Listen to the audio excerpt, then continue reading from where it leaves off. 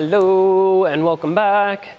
So I hope that you've had a lot of fun so far with the hand spinning techniques. So now we're going to introduce a new technique. You've probably seen it a lot when people are really going fast, like it looks like they're just insanely, spinning it so fast you can't really comprehend how they're spinning it. Most chances are that it is the figure 8 pattern, and that is what we're going to learn now. So I'm just going to show you what it looks like first. So this is done on the wheel plane as well. You can do it here, but if I was to do it towards the camera, you don't really see the fire so well. So this pattern looks best in wheel plane. So I like to turn my hips. So I'm facing forwards, and the figure 8 is going to go from one side to the other. And you can imagine drawing a figure 8 or an infinity symbol with the staff. So maybe you have a wall you can even practice on and see what it's like to draw an 8 with your arm. So I'll show you. It's going from one side to the other side. One side to the other. And at first, I have a very long extended arm and the circle is very big. So it's like a big circle. Basically the same movement that we did to change from one side to the other. So you remember we did this one. Yeah, so it's the same thing, but we're going to keep it in the same hand, okay? So we're going here, and we're sweeping it over. And at the moment, my grip is very loose between my thumb and my pointer finger. So the harder you make the grip, you can feel the difference of what it is to make a circle like this. Your wrist has not got so much maneuverability. If you release the grip into your thumb and pointy finger, or between this kind of circle area here, then you'll start to notice that you have much looser grip on the staff. So we're keeping it here. And what you want to avoid is finger spinning. So you see a lot of people do, when they first pick up a staff, they want to go like this and they start finger spinning it between their fingers to try and get lots of rotations like this. Don't do this, please, because you're going to really destroy your fingers super quick. The joints in your fingers and the bones are very small and not that strong when it comes to moving like this.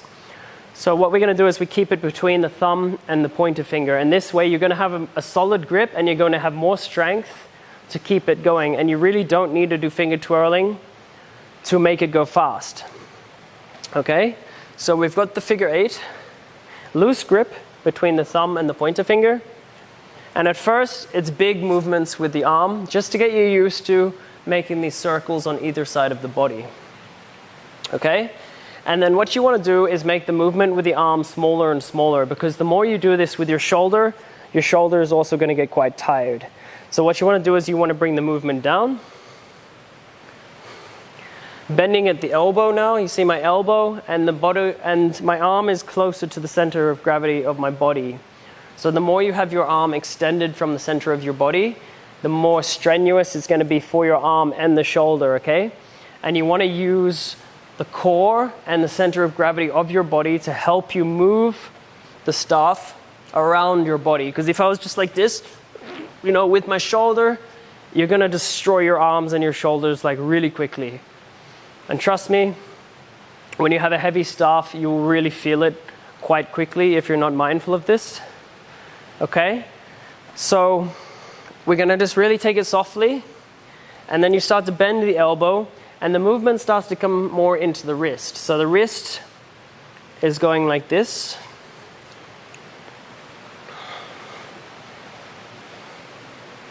Okay? So it first starts big circles, and then smaller, and then the wrist eventually kind of takes over, and the momentum of the staff is carrying it around. So now I can almost do this without moving my arm. It's more in the wrist, okay? But I want to use my body, again, the momentum, to help the staff go all the way around. So it's nice to just get yourself on repeat, and then when you feel like this is comfortable, of course, you can go faster. And that's what this is. So maybe you've seen lots of people do this. You can change hands, of course. So like we did before with the hand change. Here, you can stop and just repeat the pattern. So using the figure 8 like this. Okay, change hands, change hands, hands, and continue, okay? And the beauty of staff is, compared to poi, for example, you can stop at every point. So if you wanna go super slow, you can. And if you wanna change hands, you can stop here, do a little rotation, change hands, continue the movement. And this is a great way to learn by going super slow and breaking things down into parts. So you have the figure 8, and then you're gonna sweep here, you're gonna change hands. You can do this super slow. Once you've changed hands, you're gonna go back. Okay? So it's a nice way to add extra spins in it, more dynamic. Changing. And you can go really fast with it as well, which looks nice.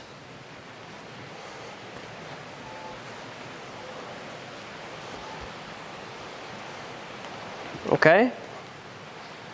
So again, go slow with it at first. My staff has really heavy rubber balls on the end of it, so if you have something like this and you hit yourself with it, it really fucking hurts. Excuse the language. So if you have a staff just with wicks, fire wicks for example, or just a pole or something, it's a lot lighter. You will definitely know when you hit yourself when it's moving fast, it's gonna slow you down a lot. So I recommend really going slow at first.